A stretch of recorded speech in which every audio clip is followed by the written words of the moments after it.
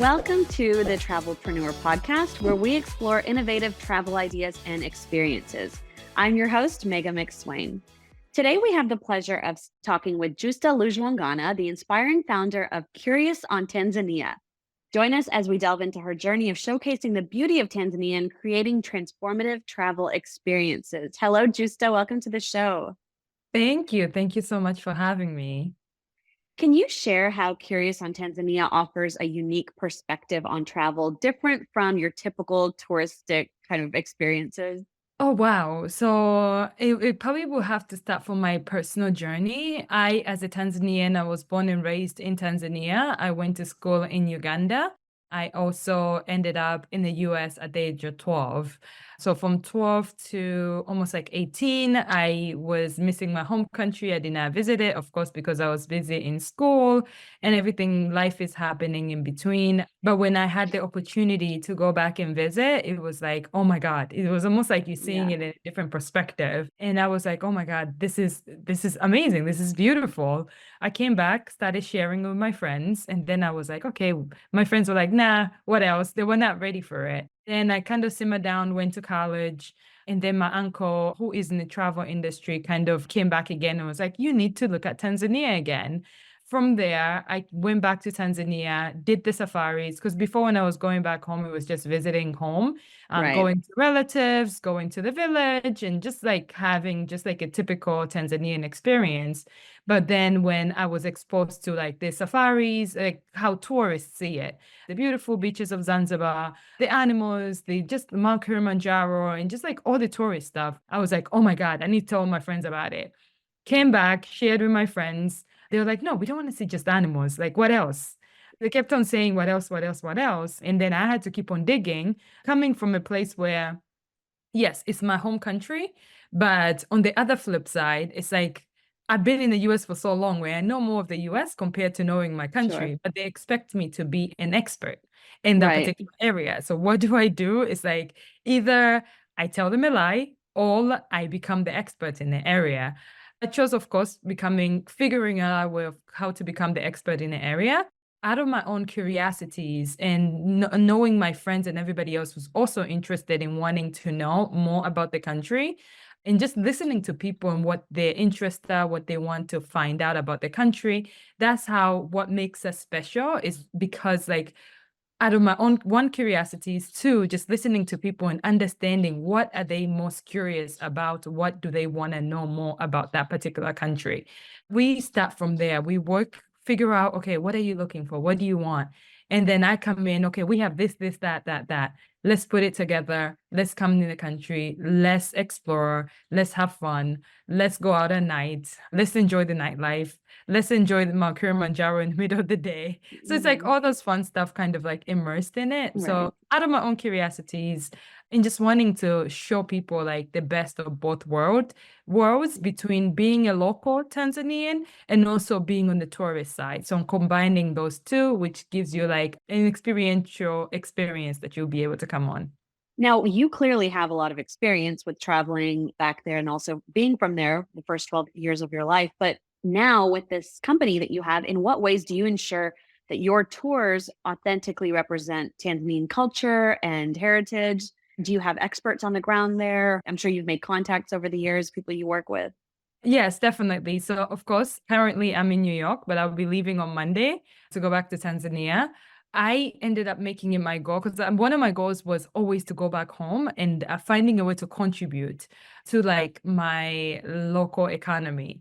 There are a lot of like NGO organizations that are in the country. There's a lot of like all the other entities, but like I wanted to do something where it's a social good or like a business that also has like a social good aspect to it, not just and then making sure that the people who are involved, it's not like I'm just helping them, but they're also like there's a saying where teach a man to fish, they'll fish forever, or like give them fish, they'll eat for a day. So that's the kind of system that I follow, where I'm in the country almost like 70% of the time. While I'm there, I go through different experiences. And if I feel like this would be really cool experience to add on onto our itineraries, I would give some advice when it comes to safety, security. And it's just like kind of like, how do we make it where it's a product that somebody could come and experience it over and over and over again? When I'm in the country, I kind of assess people who they don't think they belong within the tourism industry. But then how do you help in terms of like, you have something, you have an experience. I think this will be good if I could share this experience with this community. At the end of the day, you get returns or you get money and you're able to support your family, and the person is able to experience it and learn more about the culture. So that's how I work with like different members. We do have tour guides. We have almost like I work between like 30 people. We work together. I have people who are like more permanent and then other people who come in and out. When it came to goodie bags, there was a time where I used to ship goodie bags from outside, but then I noticed there's this woman, Taylor, who always makes my clothes for me. Her name is Aisha. So Aisha always makes clothes for me. We sat down one day and I was like, wait, you could make the goodie bags. Like, can you make it out of the African print? And then we're going to put like everybody's either name or labels. Can we add in a journal in there, and the cover of the journal, let it look like the cloth that's on the bag? We ended up putting together like that goodie bag, which that goodie bag is now given to all of our clients that come in. Every month, she's like, okay, so how many bags are we making now? How many bags are we making now? I'm like, wait, I don't have a client this month. She's like, no, can we make next month? So that's how I work with like different people in that manner. When I see talent, it's like I don't let it go. I just find ways of how we could be able to incorporate and showcase their part of what Tanzania is to them to the Sure. world. Yeah, that's great. It sounds like you're doing a really great job of that. I'm Can you trying. yeah. Can you recount an unforgettable experience that truly embodies the essence of Curious on Tanzania? Maybe someone that you worked with or a client or maybe a story you can share? So we recently hosted the fraternity. They're called the Qs. I'm not too good with fraternities and like who they are and everything, but like I ended up Uh-huh. learning. So I hosted them.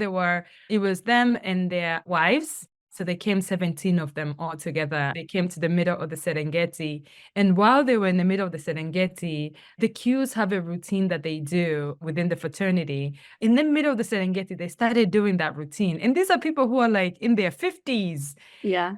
While they were doing it, jumping and stepping and everything, I have Yeah. it actually on my Instagram.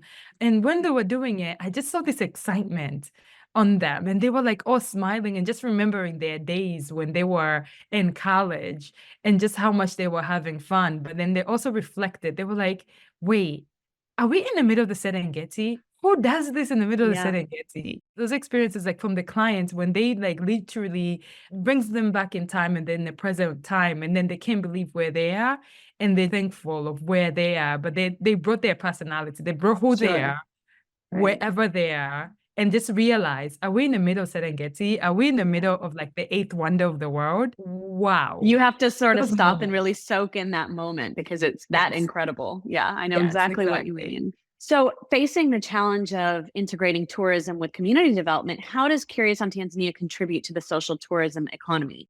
Are there certain restaurants that you work with or community efforts, or clearly you're working with vendors that you know of, but in kind of on a larger scale, hotels, things like that? How do you sort of contribute to that social tourism economy? Let me say, within the tourism industry, it's pretty Mhm. much dominated by the outside world, I would say. And you will probably get this is just my statistics. Yeah, Almost like only, I should say, probably like only 30% of the tourism dollar will end up in the country. Like for example, in Tanzania, because like a lot of the companies from like the lodges all the way to the services is probably owned by like a foreign company. So like they will only send money for this is just for my little knowledge. It's not saying that it's statistically proven. It's almost like less than like 30% of the money goes on the ground. So what we try to do is, because I'm also Tanzanian myself and I live right. 70% of the time in Tanzania, we try our best to find ways of how we could work with like our local distributors. For example, in Dar es Salaam, we work with Chef Fred, and Chef Fred owns this amazing restaurant which is called Africando. When it comes to like food experiences, that's the best place to go. It's almost like in the middle of the urban area. So like it gives you like when you let me say if you're staying in a 5-star hotel and you end up going like in the middle of Dar es Salaam, it's called in Wanyamala, you end up going there and you look around, the homes are like antique homes, I would say, not old, but and it's like dirt roads. But when you get there and you taste the food, you're like, oh my God, this is a good meal. But the chef will Right. always be there. The chef is there to kind of be able to show you the passion of his food and what Mhm. it's all about, tell you his story. That's how we contribute, and we try our best to find ways of where experts are, connect them to the travelers who are coming in. Then again, it's because we are called curious on Tanzania for a reason. It's like wherever you're curious on the country itself, you let us know and we kind of guide you to the people who would fulfill your curiosities. Right, because I imagine it would be difficult to find. I mean, of course, you can read online or read blogs and maybe get people's recommendations, but if you're just kind of going in blind, you almost need someone like yourself to direct you. Okay, you want to eat here. This is a great chef. This is the kind Right. of food that you want to, you're going to enjoy. When it comes to these local experiences, sometimes even a smaller company will be able to kind of like direct people in a better way. Whenever they have clients that are looking for like that local authentic experience, we're able to kind of like guide them and help them. And that's another way of how the bigger companies could be able to still contribute by using a small company to be able to impact the local economy in that sense, like a direct impact where in that sense. So yeah. This episode is brought to you by Travel-Payments.com. Travel businesses have unique needs when it comes to credit card processing. From large average ticket sizes and tolerance for higher chargeback ratios to simple integrations with the most popular shopping cart systems, the travel industry specialists at Travel-Payments.com have you covered. Unfortunately, many of the most popular credit card processors initially accept travel businesses, but without warning, freeze their merchant accounts and the thousands of dollars in them because these service providers don't understand or support the unique needs of travel industry business. Don't get stuck with one of the big guys who will freeze you out without a moment's notice. Instead, work with the travel industry specialists who will support your business every step of the way. Visit travelpayments.com to get a free quote today. How do you maintain the balance between showcasing Tanzanian culture and food and all of that local goodness and ensuring it kind of remains unaltered by tourism? Like, it doesn't get too like all the hustle and bustle of just tourists. I don't know if there's like I could control, but when it comes to like my team and I, all I tell them is present your truth and who you are, and then everything else will come to you. Majority of my team, they are who they are. Just like how I am who I am. I am Tanzanian. I've lived in the US and I don't hide that hey, I'm Tanzanian who's Right. lived in the US. I do have my mannerisms that I picked up from the US, but also I do have my mannerisms that I picked up from my country. And when I'm showcasing something, I will pick both perspective and now we'll Right. be able to kind of tell I'm presenting you in this manner because this is my truth and this is what I know. But then when it comes to also preserving the culture, that's kind of like the same steps that we take. Is like we do, of course, learn more about the particular cultures.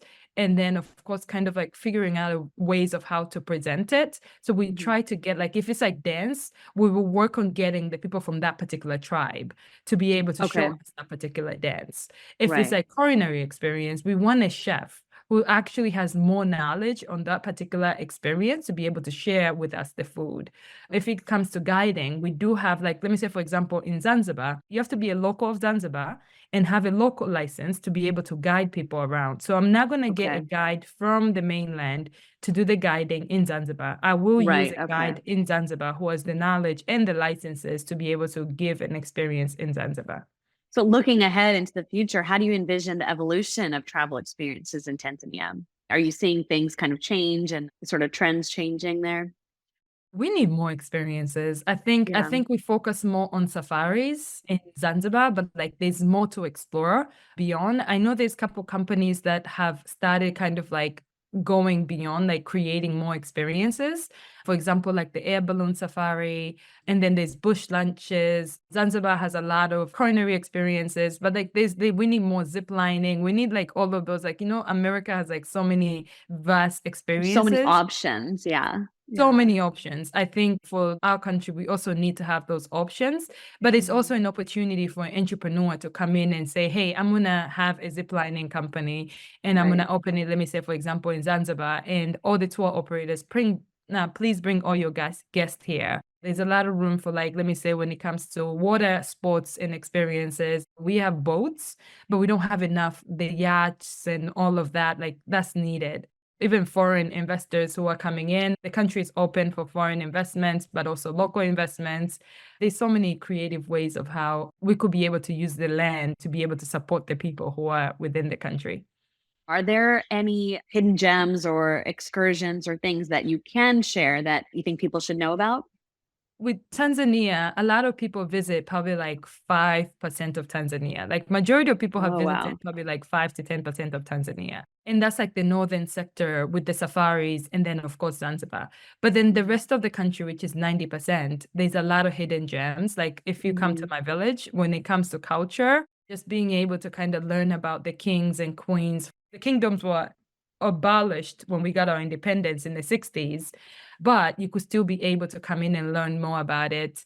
There is one of my hidden gems, there's actually a hot spring. And the hot springs is located in Moshi. When you go into that, the hot spring itself, like it's like a pond, or it's not even a river, but it's so warm in there. You could be able to kind of like go in and just enjoy yourself in the middle of the forest, in the middle of nowhere. Hidden gems are everywhere. Another Yeah. hidden gem, I don't know if this is a hidden gem or not. There's an island called Budia. Not a lot of people go to that island, but like a lot of the locals, we know about it and we are Mhm. there. So like it's only probably like 15 minutes away from Dar es Salaam, which is a crazy city. Everything is happening. But 15 minutes later, you're on this island. If you go on a Monday or Tuesday, you're there by yourself. And they have like food there that you could order, lobster, like fresh lobster, fresh seafood, fresh everything that you want. You would just sit Wow. there on the beach and just watch the water. You could be in the water. You could spend 20 minutes, 30 minutes in the water, because the Indian Ocean is one of the most peaceful oceans, but it's very, Yeah. in Tanzania, warm, calm, and just like you could just be in the water the whole entire time. That's one of my favorite places. I don't know if it's a hidden gem. Maybe it's a hidden gem to foreigners, but locals, we do know it and we Yeah. do go there. So like those are the fun places to go. Amazing. Yeah, this is the stuff people need to know. I mean, you sold me. I'm totally sold on coming to Tanzania. It sounds amazing. I love hot springs and all of that. That is right up my alley. So, for those who are inspired to start their own travel ventures, what essential advice would you offer based on your own experiences? Starting like with the travel company, oh, it's a lot of work. Yeah. It's a lot, but of Yeah. course it takes persistence and courage. Courage to make that decision to start. And once you make that decision to start, you kind of see everything will start flowing. And just being authentic to yourself, taking advantage of your authenticity, like whatever that's authentic to you. For me, since I was born in Tanzania, that's like Tanzania is like something that nobody could take away from me, but I could add on to it. So that I started from that, being a Tanzanian, going back home, doing research. It did not take me as much money compared to if I'm going somewhere where I don't know and then starting out from like scratch. So Right. starting off from where you are and kind of like building up as you go. That's what I did. I started almost like 10 years ago. I just kind of built on as I went along, and I'm still doing that. Yeah, Yeah. amazing. Well, you're clearly doing a great job of it. You're just I can just feel the love that you have for the country and just like the passion and how much knowledge you have. So Thank you. thank you so much, Justa, for sharing all of this. I mean, I know there's probably endless things we could talk about with Tanzania, and I look forward to hearing more. Let our listeners know where they can connect with you and where they can learn more about Curious on Tanzania. So we're curious in Tanzania. We love social media on Instagram, on Facebook, on everything. Or you could also Google us. Just type in "Curious on Tanzania." You'll be able to find us on like almost like every platform. Great. Well, thank you so much for joining us. And to our listeners, please follow and subscribe for more episodes of Travel-Preneur and leave us reviews. That really helps a lot. Thank you so much, Justa. We'll talk again soon. Thank you.